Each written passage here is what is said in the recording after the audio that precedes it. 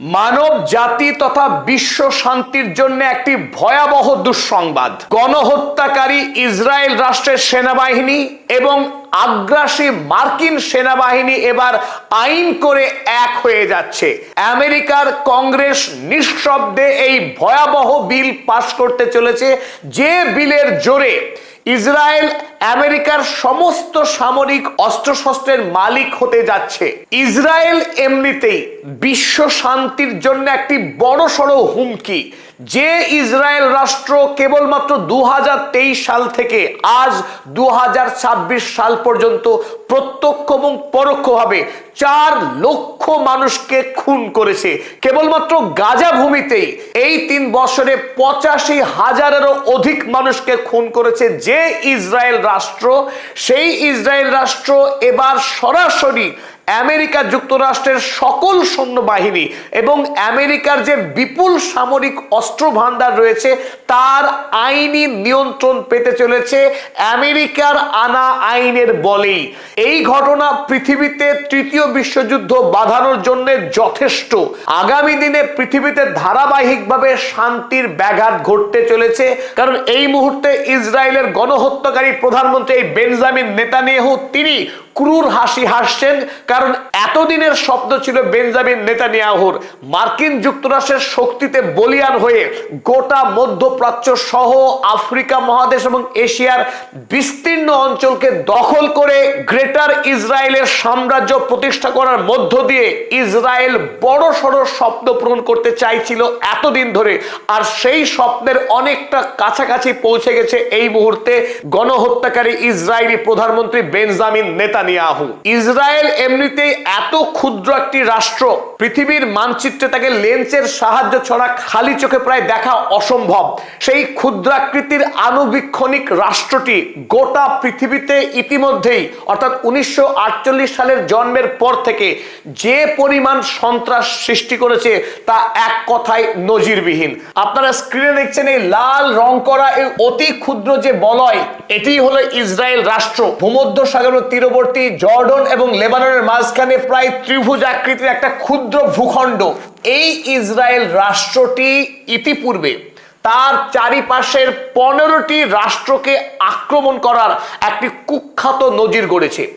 এই ইসরায়েল রাষ্ট্র তার জন্মের পর থেকে পৃথিবীতে 2,85,000-এরও অধিক বোমা নিক্ষেপ করেছে এবং এই বোমাগুলির ওজন যদি হিসেব করা হয় তার পরিমাণ দাঁড়াবে 2 লক্ষ মেট্রিক টনেরও অধিক। পৃথিবীতে এখনো পর্যন্ত জাপানের হিরোশিমা এবং নাগাসাকিতে অ্যাটম বোমা ফেলে আমেরিকা যে কুনজির স্থাপন করেছিল, সেই বোমার যা ওজন তার থেকে 14 গুণ অধিক বোমা নিক্ষেপ করেছে এই ক্ষুদ্র ইসরায়েল রাষ্ট্র। এই ইসরায়েল রাষ্ট্র আপনারা ম্যাপের হলুদ রং করা যে বিস্তীর্ণ দেশগুলো রয়েছে, এই প্রত্যেকটি দেশকে আক্রমণ করেছে এই ইসরায়েল রাষ্ট্র কোনো না কোনো সময়। এখন যেটা আসল ভয়, এতদিন ইসরায়েল রাষ্ট্র আমেরিকার কাছ থেকে এইড আকারে অর্থাৎ সাহায্য আকারে টাকা পেয়ে আসছিল, যে টাকা দিয়ে অস্ত্র কিনে পৃথিবীতে এতদিন ধরে খুন, রক্তপাত, রাহাজানি এবং অপরের জমি ছিনিয়ে নেওয়ার কাজ করে আসছে ইসরায়েল। এবার আইন করে আমেরিকার কংগ্রেস ইসরায়েলের হাতে আমেরিকার সমস্ত সামরিক অস্ত্র, প্রকৌশল, এআই এবং ইন্টেলিজেন্সকে উপহার দিতে চলেছে ইসরায়েলের হাতে। আশঙ্কার জায়গা এই, এবার থেকে ইসরায়েল গোটা পৃথিবীতে কি ভয়ানক ধ্বংসকাণ্ড শুরু করতে যাচ্ছে সেটা কল্পনা করলেই শিউরে উঠতে হয়। আমরা প্রত্যেকেই জানি ডোনাল্ড ট্রাম্প আমেরিকার রাষ্ট্রপতি আদতে নামে, কিন্তু এই আমেরিকার রাষ্ট্রপতি ডোনাল্ড ট্রাম্পকে বাদর নাশ করায় যিনি, তার নাম বেঞ্জামিন নেতানিয়াহু। বেঞ্জামিন নেতানিয়াহুর কাছে ডোনাল্ড ট্রাম্পের এমন কিছু গোপন ফাইল বন্দী আছে যার সাহায্যে বেঞ্জামিন নেতানিয়াহু অনায়াসে এই কৃতদাসের কান ধরে উঠাতে পারে, এই কৃতদাসের কান ধরে বসাতে পারে।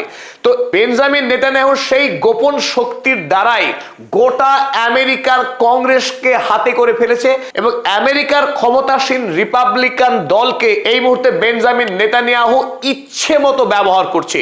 যে স্বপ্ন ইসরায়েল গত 78 বছর ধরে দেখে আসছিল যে গোটা আমেরিকার সামরিক শক্তিকে ইচ্ছে মতো ব্যবহার করবে, সেই স্বপ্ন এবার এবার বাস্তবায়নের পথে এগোতে চলেছে।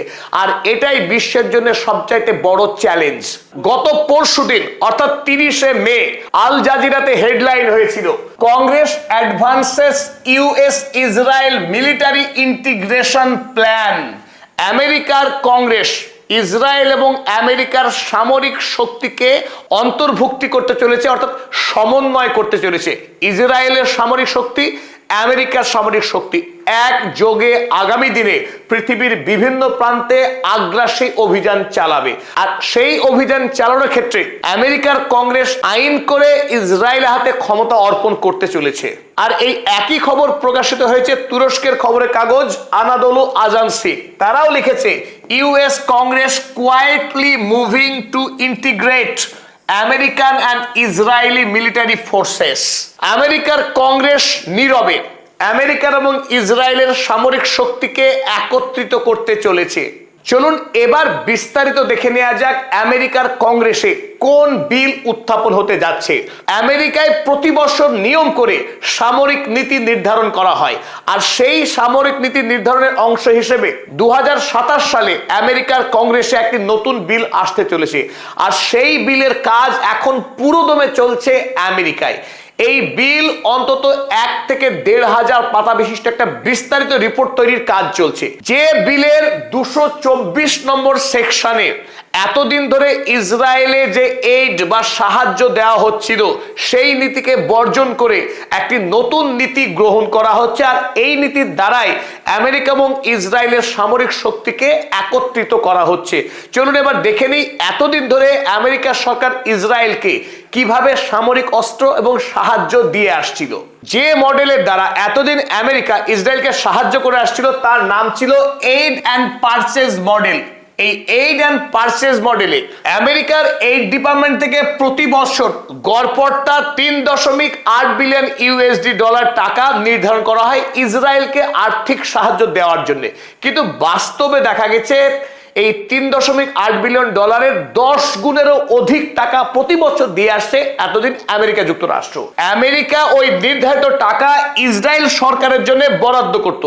বরাদ্দকৃত টাকা যখন ইসরায়েলের হাতে আসতো, ইসরায়েল সরকার সেই টাকা বাড়াতো আমেরিকার অস্ত্র বিভাগে, এবং অস্ত্র বিভাগ তখন ইসরায়েলের কাছে সেই পরিমাণ টাকার অস্ত্র প্রেরণ করত। অর্থাৎ আমেরিকা এতদিন সরাসরি এক কথায় বলা যায় ইসরায়েলকে অস্ত্র সরবরাহ করে আসছিল, কিন্তু নাককে সোজাসুজি না ধরে একটু ঘুরিয়ে নাক ধরার কাজ করে আসছিল আমেরিকা। এবার ডোনাল্ড ট্রাম্পের প্রশাসন তারা এতদিন ধরে আমেরিকার যে নীতি অনুসরণ করে আসছিল এই নীতিকে সরাসরি কেটে বাদ দিল। অর্থাৎ ইসরায়েলের সঙ্গে যেহেতু আমেরিকা রয়েইছে, অতএব রাগ ঢাকের কোনো আর ব্যাপার নেই। খুল্লাম খালাম বন্ধুত্ব করতে চাইছে ডোনাল্ড ট্রাম্প বেঞ্জামিন নেতানিয়াহুর সঙ্গে। অর্থাৎ এই 224 সেকশনে এবার নতুন একটি প্রস্তাব পেশ করা হলো আমেরিকার কংগ্রেসের পক্ষে। এবার চলুন আমরা দেখে নিই নতুন এই 224 সেকশনে কি প্রস্তাব আনা হয়েছে। আমরা আগেই জানিয়েছি যে ইসরায়েল এবং আমেরিকা এই দুই দেশের সামরিক শক্তিকে একত্রিত করা হচ্ছে, একটি পাত্রে ঢালা হচ্ছে। এদিকে আমেরিকা যুক্তরাষ্ট্র এবং তার সেক্রেটারি অফ ওয়ার আমেরিকার যুদ্ধ সচিব এক প্রান্তে, এদিকে ইসরায়েল রাষ্ট্র ইসরায়েলের প্রতিরক্ষা মন্ত্রী, একদিকে ইসরায়েলের প্রতিরক্ষা মন্ত্রী, অপরদিকে আমেরিকার যুদ্ধ সচিব। এই দুই সামরিক নায়ককে যুক্ত করা হবে একজন অফিসারের দ্বারা, যে অফিসারের নাম হবে এক্সিকিউটিভ এজেন্ট। এই এক্সিকিউটিভ এজেন্টকে যুগ্মভাবে নিযুক্ত করবে আমেরিকা যুক্তরাষ্ট্র এবং ইসরায়েল। যুগ্মভাবে নিযুক্ত অফিসার অর্থাৎ এক্সিকিউটিভ এজেন্ট তিনি সমন্বয় সাধন করবেন আমেরিকা এবং ইসরায়েলের যত সামরিক অস্ত্র রয়েছে এবং সেনাবাহিনীর যতগুলো বিভাগ রয়েছে সমস্ত বিভাগের সমস্ত তথ্য এই একজন এক্সিকিউটিভ এজেন্টের কাছে জমা থাকবে। এই এজেন্টটি পরিচালনা করবে আগামী দিনের যুদ্ধ। অর্থাৎ এতদিন ধরে ইসরায়েলের ডিফেন্স মিনিস্টার কিংবা আমেরিকার সেক্রেটারি অফ ওয়ার যিনারা প্রধান হিসেবে দায়িত্ব পালন করে আসছিলেন তারা এবার নামকে অস্তে প্রধান থাকবেন।